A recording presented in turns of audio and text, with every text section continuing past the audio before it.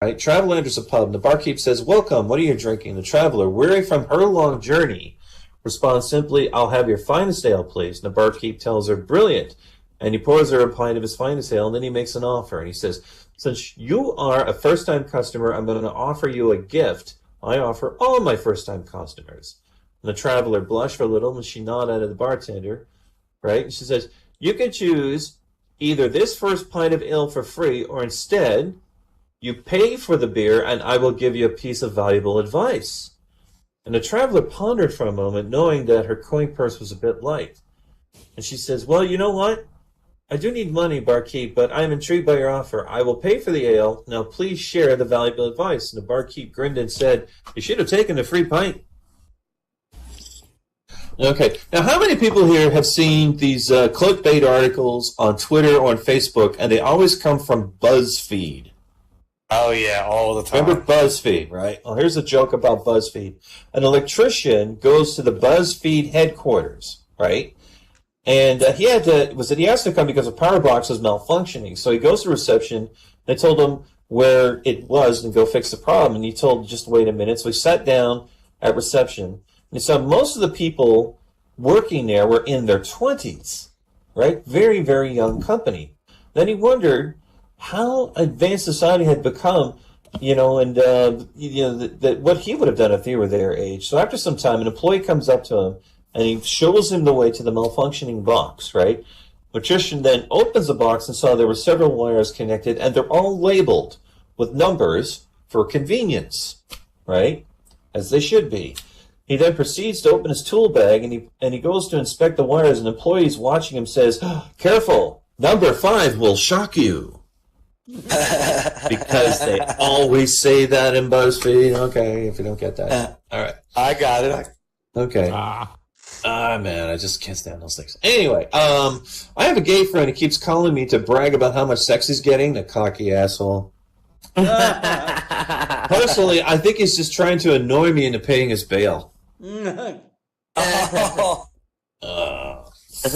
not going to work out. So, if you think that's bad, I know a lady who keeps bragging about how much oral sex she gets, and she keeps rubbing people's noses in it.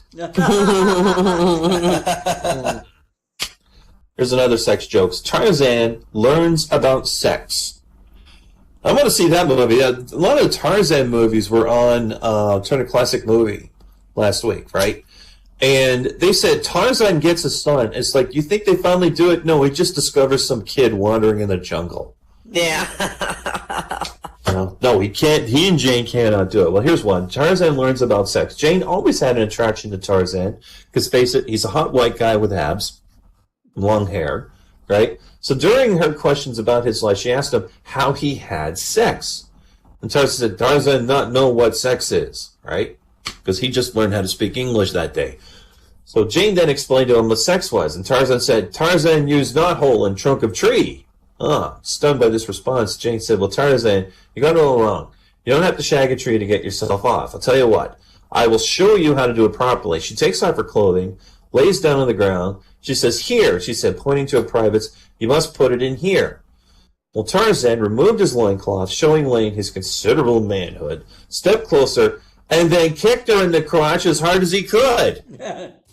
And she's just rolling around in agony going, what did you do that for? And Tarzan said, must check for squirrel.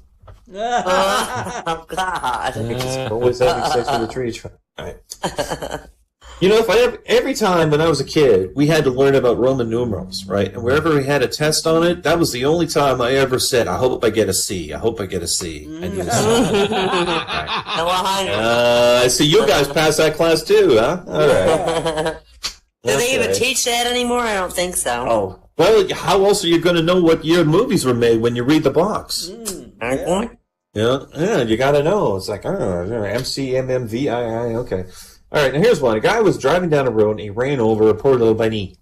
Poor little bunny. He ran it over. Little bunny. He slammed on the brakes and he gets out. And he walks up. And there's a flattened bunny.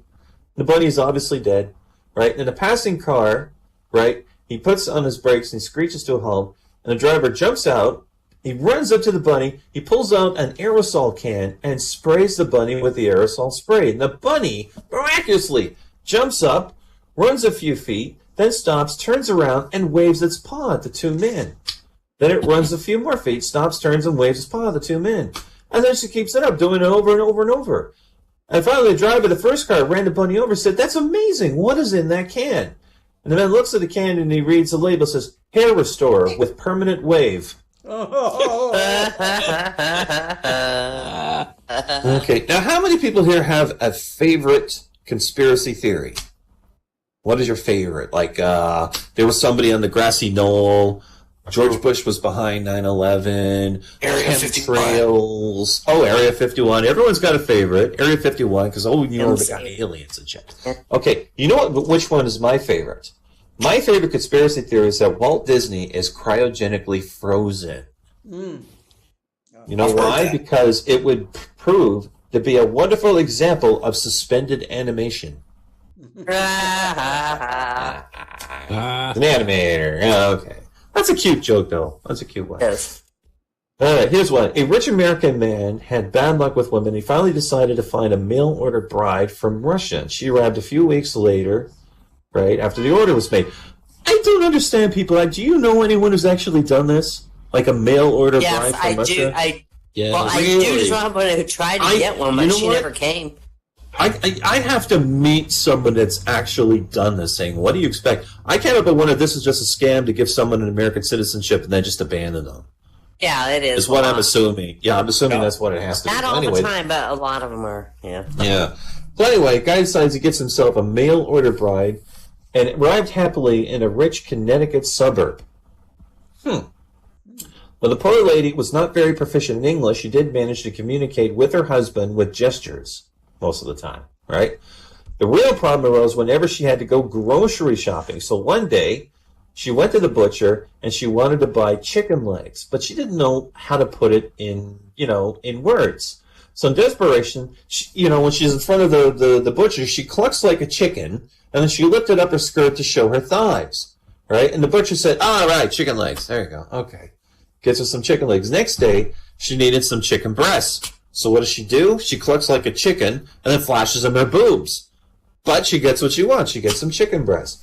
The third day, she needed to buy sausages. So unable to find a communicate, she brings her husband with her. Put your dirty mind away. The man speaks English. Yeah.